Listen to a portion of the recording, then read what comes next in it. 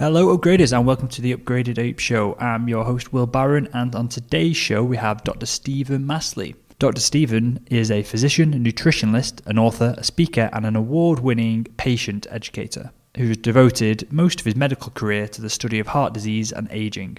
He's the author of the recent book, The 30-Day Heart Tune-Up, and on today's show we're going to talk about improving your mental performance 30%, which blew my mind, through upgrading your heart health and circulation.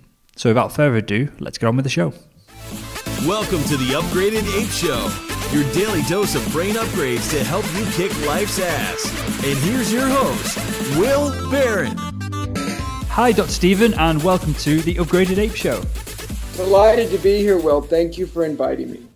You're welcome. I'm really excited to dive into a whole bunch of heart questions I've got laid down here for you. And the first one is, heart health and heart disease is primarily targeted and talked about by older generations and older folk essentially. So I'm 27. Can you just give me an overview of why I should care about my heart? Well, if we can improve your circulation, that's what prevents heart disease, is circulation, optimal circulation. You're going to have more energy. You'll have better romantic function. You'll have enhanced brain performance. Your brain will be quicker.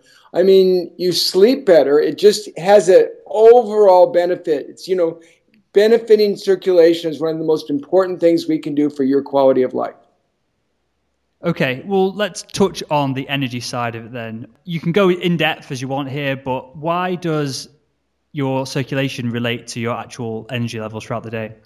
Well, when your circulation's down, you just have generally poor perfusion. You're tired, you're worn out. That's, when you perfume your tissues, you get oxygen, you get nutrients to them, you feel so much better.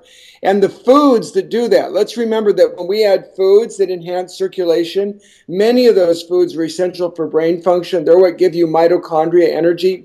Our energy comes from, an organelle in every cell in our body called a mitochondria. And that produces energy for us and gets us going. So if you really meet all your nutrient needs that enhance circulation, it's not just that the circulation improves function, it does, but you're also meeting the nutrient needs that help you make energy at the same time. And how do we go about making those nutrient needs? Is there anything specific other than whole foods that we need to look out for? Well, yeah, we've really noticed there are some key nutrients that are so important.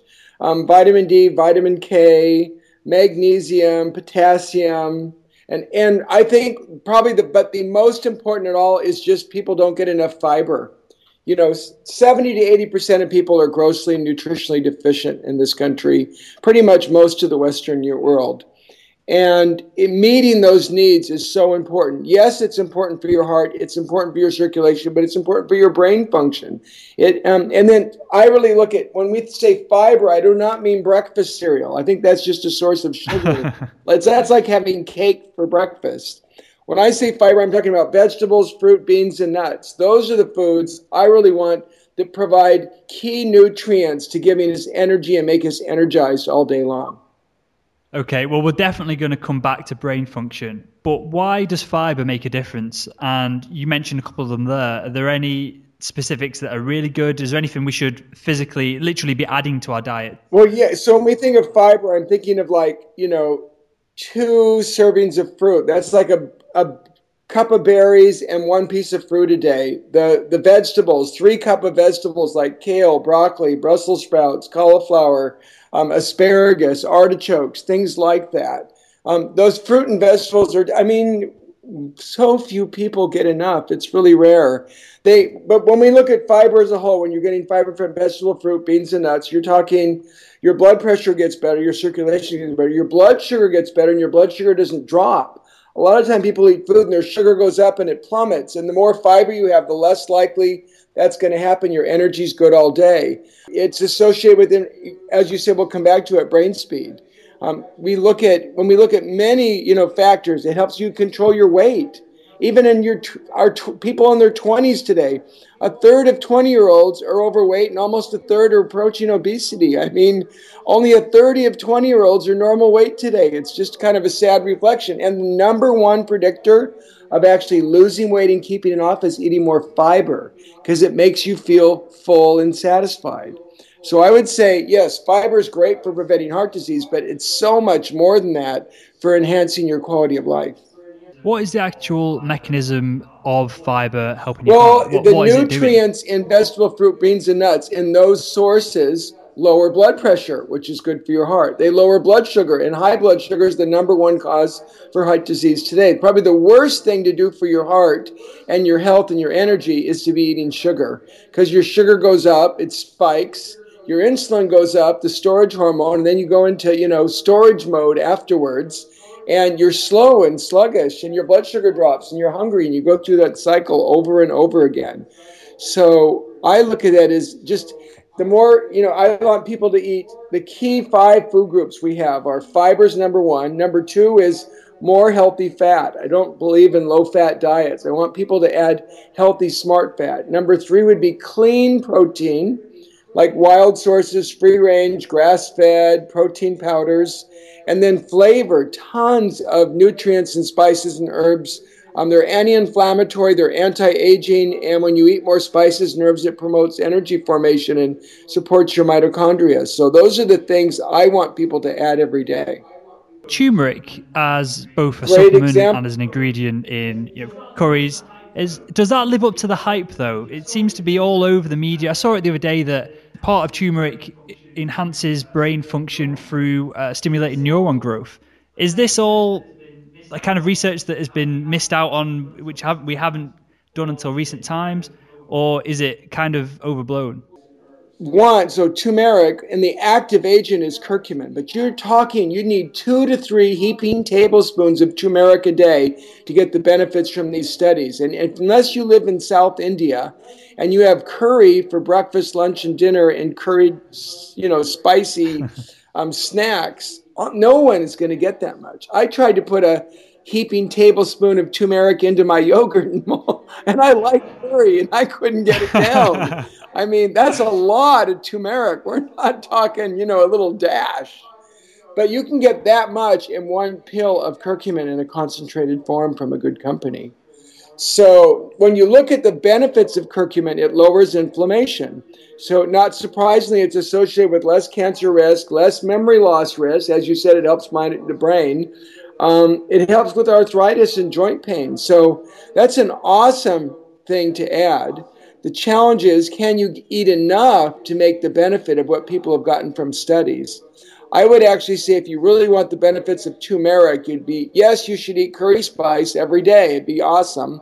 But even more practical would be to take a curcumin capsule every day. For sure. And just while we're on the area of supplements, do you recommend any other supplements, for example, coenzyme Q10 or anything along the lines of that? Because that's always labeled as helping hearts. Well, the number one things I recommend are hopefully you get your fiber from food, but if not, take a fiber supplement so you reach 30 grams a day. 2 would be vitamin D. Almost all North Americans, Europeans are vitamin D deficient unless you're taking it. We don't get it from food. If you go out in the sun, if you live in the southern United States, as an example, south of Atlanta, and you're out for an hour every day in your bikini or thong, from 10 to 2, you'll get plenty of vitamin D. I mean, do you know anybody who does that? I don't. Not in the UK, I don't. I don't know of anybody who gets that much sun. So we're all vitamin D deficient. So everybody needs to take 2,000 international units a day. Magnesium, 70% of us are magnesium deficient. It causes constipation, headaches, migraines, muscle cramps, palpitations. It can impact your blood sugar, blood pressure control. So we can get it from food, but most 70% are deficient. So most people probably need to take 200 or 300 of magnesium a day as a supplement to make sure they get enough. I mean, those are just essential things for energy, for quality of life that are also really important for your heart. For sure. Totally agreed. Well, Dr. Steven, let's look at the brain then. How does the heart health affect the brain, and what can we do to improve our brain function through improving our heart? Well, there's 2 mechanisms. One, when you improve circulation perfusion, you stimulate the brain, and you have more neuropeptide, more neurogenesis. It enhances it. So you improve the brain function, brain speed, by following this 30-day heart tune-up program. I mean, so the workouts work. We know there's lots of good studies, and we've actually done a randomized clinical trial that when you add daily aerobic activity, your brain speed, your executive function improves somewhere around 25 to 30%. Now, that's actually huge. You know, if you're a young wannabe executive trying to make a difference in the world and you need to be mentally sharp all day, if you could up your executive function, brain speed 20 to 30%, that would be awesome. And that's really what we see. We've done studies on this, looked at it, published it. The things that showed clear benefit are that many of them replicate the same things that help people shrink artery plaque. Aerobic activity. B12 was very important because a lot of people don't get enough B12 anymore, and there's reasons for that. Fiber was very critical, and vitamin D was important, as we just talked about vitamin D. That, you know, those key nutrients have so many health benefits in so many different ways, and as does the activity. And people don't realize how important activity is for brain function. For sure. And it's interesting in what you're saying in that things like vitamin D, magnesium, they have an effect of the whole of your body and your brain, not just your heart. Are those the kind of things that you try and target when you're being a doctor, essentially, and practicing medicine, trying to get a whole body fix rather than just trying to give drugs to essentially solve I like how issues? You said that, Will. Yes, we want to get people trim, fit, and sexy. I mean, that's the bottom line, and mentally sharp. And if you do that, we don't have to put people on drugs. You know, to me, if I have to write, I do write prescriptions. I'm not anti-prescription, but I feel I failed my patients if I have to write a prescription. I should be able to help them make choices that make them feel energized, you know, just full of vitality all day long. That's my job as a physician, is to help people make the right choices.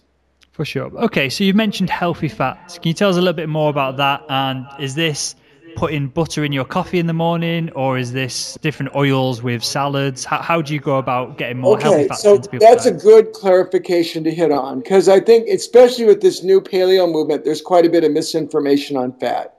So there are fats that are beneficial. There's fats that are neutral. They don't cause any harm. I would put grass-fed butter as a neutral fat myself.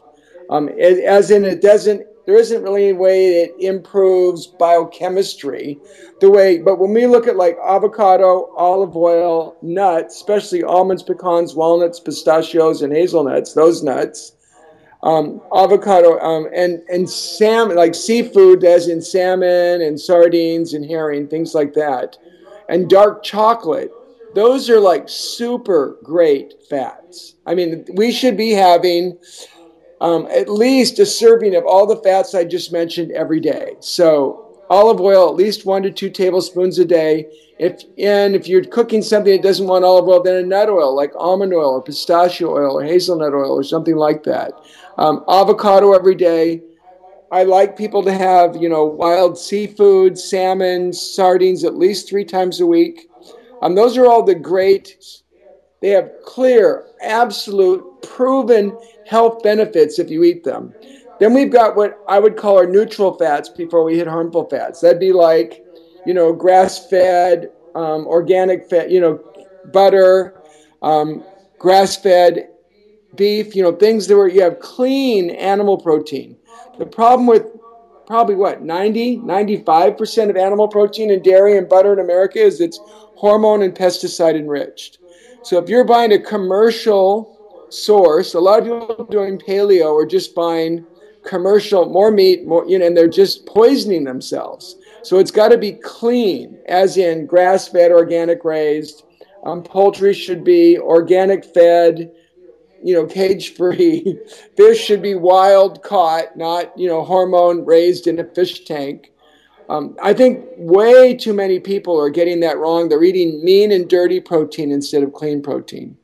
And then the worst of the fats are really trans fat, hydrogenated fat. I just call them embalming fluid. And in between some of the vegetables, I'm very concerned about that they cause oxidation, like corn oil. They're too polyunsaturated, and I think they have the potential to increase inflammation. So I would go from the super awesome fats to neutral fats, to the vegetable oils and stuff that are bad, and then the embalming fluid, which is trans fat. Did that paint it clearly enough for you, at least my perspective? Yeah, for sure. Can you tell us a little bit more why the bad fats are bad and what they're doing inside your body, and particularly related to the heart and your arteries? Well, one of them is just, commercial meat and dairy, but that's just simple. That's hormone and pesticides, and they're not supposed to be there. So I'd say those are bad fats. They cause cancer, they cause cardiovascular disease, but I'm sure your listeners probably most of them already know that if they're eating butter, it should be grass-fed, organic butter. It shouldn't be hormone and chemically enriched, right? I can assume that for most of your folks. Yeah, for sure. So the corn oils gets a little more complicated. If you have more omega-6s, like grain oils, corn oils, things like that, they tend to be very, not omega-3 rich, which is like what you see in seafood. They're omega-6 rich, which converts to inflammatory compounds and increases inflammation. So you're more achy, you grow more plaque, your brain's inflamed and it shrinks. We don't really want inflammatory fats. So I would like people to avoid more of the vegetable oil fats. I'd rather they use nut oils and olive oil, to be honest. And then hydrogenated, trans fat, I'm sure your tribe has listened, heard enough to know these are awful. It's just like injecting liquid plastic into your veins, and your tissues, absorb this plastic compound, and it's toxic. So those to me would be the worst fats that I'd really have people avoid. And you don't consciously think about it. It's not like anyone goes out and says, "Oh, I'd like to order some trans fat." But anytime you buy processed food, you'll oftentimes find that it says partially hydrogenated fat when you read the ingredients. And you have to be very wary if you're not cooking things from scratch when you do that. Okay, so we've got the fats covered now. If we're eating relatively healthy or super healthy, what can we do to track with the numbers? What can we look at to kind of put our heart health in shape and see where we are and see if we're improving over time? Well, you mean, so what kind of lab tests could we do that are going to help assess aging? Yeah. So especially for young folks, people talk about their cholesterol, but total cholesterol is such kind of a poor measure of anything anymore. No one would take all their savings. When we think of money, you wouldn't take your savings and all your debt and add it together and call it one number. And that's what total cholesterol is. It's all this good stuff and all that bad stuff, and you add it together, and it doesn't make sense. I would rather, actually, people for a lab test, they looked at something called CRP, C-reactive protein. It's a measure of inflammation. I think measuring inflammation, especially for younger adults, to make sure they're not harming themselves from their food, would be much more important. So that one I would like. Weight, I'd love for people to start measuring not their total weight. Total weight is fat and lean combined. I'd like to measure them separately. What's your body fat, or what's your body fat percentage?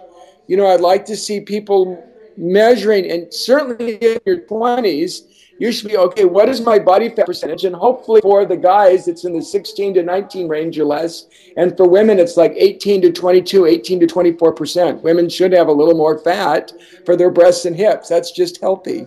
So, so body fat. And how do you recommend that you look at your body fat? Do you using a body fat caliper or going and getting a DEXA scan? Is there one way that's good enough? Thank you. The skin calipers are not very accurate. If you're trying to lose weight, help you assess how much you've lost. Not very good at telling you where you're at. They can be 5 to 10% off. So they could say you're 25 when you're 15 or 35.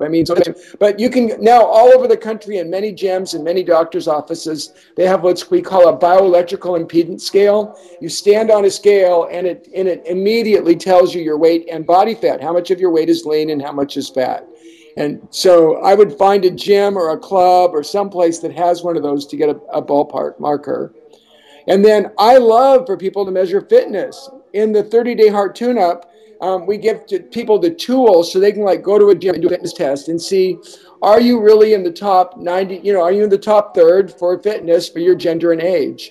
And those would be things I'd love for people to do. Measure your fitness, what's your aerobic capacity, and test it and measure it. Measure your body fat and measure your inflammatory marker, your CRP, high sensitivity CRP level. Those would be things I want younger folks to be doing and measuring. And I measure them all my 50 and 60-year-olds too. So, I mean, I just think those make more sense for people when they're younger instead of all this cholesterol stuff, which makes less sense. Yeah, for sure. We've had a couple of people come on the podcast and kind of pull cholesterol to shreds in the standard definition of what you get from your GP. So yeah, I'm glad you mentioned that. Yeah, it's cool. It's pretty easy to tear that to shreds in this day and age, especially if you're younger. I mean, if you have heart disease, I'm not against using it in anybody. And I do look at advanced lipid cholesterol profiles. Can I ask you some quick fire questions just to learn a little bit more about you before you tell us about your book? Absolutely. What time of the day are you most productive? I am most productive first thing in the morning. It's just, I get up, I have my protein smoothie, I work out, and I feel like I'm ready to get 1,000 things done. I just feel awesome. What is one thing that you're grateful for today? Boy, I feel loved and supported. I mean, my family, my wife, my kids, my friends. I've got a wonderful group of colleagues around the country. I mean, love and support's I just feel blessed. Awesome. What's the hardest thing you found about writing your book, The 30-Day Heart Tune-Up?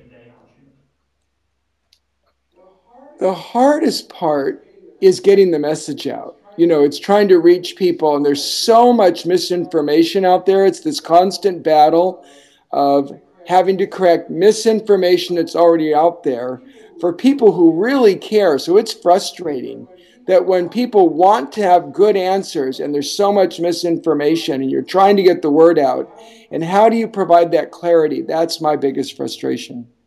Just on that, with things like cholesterol, do you think the message will change over time, or do you think it's too ingrained in the world of academia and doctors? Well, cholesterol is a challenge because there's a huge multi-billion-dollar industry built around testing it and treating it. So there's a massive, nearly $1 trillion budget, around focusing on cholesterol when we could be focusing on nutrient intake, fitness, and overall health. So I'm not that hopeful that we're going to change this on a large scale. I can just say, for those people who are seeking the truth and looking for information, let's help them. Cool. 1% at a time. Yeah, for sure. If you could recommend one book to help Upgraded Ape listeners kick my ass, what would it be? Boy, I would have you do the fitness test and the 30-day heart tune-up. If you want to ask, I think it's so important to measure your fitness because a lot of people, even if they're fit, they've never measured it. They don't know where it stands. Sure. Yeah, well, like everything we do at Upgraded Ape, and which is why I asked you about tracking your heart health as well. I think it's really important to get where your baseline is so you can then monitor it in the future. Otherwise, you get demotivated and you don't follow through with things. And then two, you just don't know what's working. And there's so much information out there that you can take on board, and some of it will work for you, some of it won't. And if you're not tracking it and you don't know seeing your progress is, it's very difficult to know where you are with it. Absolutely true. So I've got one final question for you, Dr. Steven. And it's a question I've asked everyone on the show so far. Upgraded Ape listeners are looking to upgrade their brain so they can get more done and kick life's ass. If you could go back in time and speak to a younger Steven, far back as you like, what would be one piece of advice you'd give yourself to help kick more ass now? So what would I tell myself? Well, I'm a little lucky here because I've always been active, and that's so important if I wanted to improve my brain performance and brain speed. I think I've been nutrient deficient though in the past. I didn't get my omega-3s like from long chain, fish oil or a fish oil supplement. I didn't always get B12. I was vitamin D deficient for years. So I would have been fit. I ate healthy food, but I had several key nutrient deficiencies, and I probably would have been a little sharper years ago if I had corrected the things we talked about today. Fish oil, fiber I got, vitamin D I didn't get, magnesium I wasn't getting. I probably would have done more for those. It would have helped. Good. So focus on the actual nutrition and the specifics. Excellent. Well, Dr. Steven, it's been great having you on the show. Can you tell us a little bit more about your book, where we can find out about you and the research and the products you're doing, and anything else you got going on? So the book, The 30-Day Heart Tune-Up, it's available wherever books are sold, anywhere, online, in stores. And we didn't mention the recipes. There's awesome recipes in there. I did a chef internship at the Four Seasons, and my goal was to make food taste delicious, incredible, that was easy to prepare. Your friends and family would love it, and it would nourish your heart and soul. So I really would love for people to get to try out some of those recipes. Now, if you want some free samples, some free ideas, go to hearttuneup.com, hearttuneup, all one word, .com. And on there, for your listeners, I've got some free offerings. I have a couple videos. We go through what are the key nutrients you need in the multi, and what surprising nutrients in a multivitamin might harm you that you should be avoiding. And I love to cook, and I have some cooking demos from my kitchen. So sign up for the free material I'll send you, and I'll show you how to make some awesome recipes that are easy to make, delicious, nourish your heart and brain, and that will be fun to make. So join me in my kitchen for the videos. Join me to get that free information at hearttuneup.com. That's awesome. And we'll link to that in the show notes. And do you have a Twitter and Facebook as well? Facebook, for Steven Masley. They're Twitter, Facebook, the website, all of that under my name. Awesome stuff. Well, thanks again, Dr. Steven, for coming on the show. And thanks for your time. Thank you.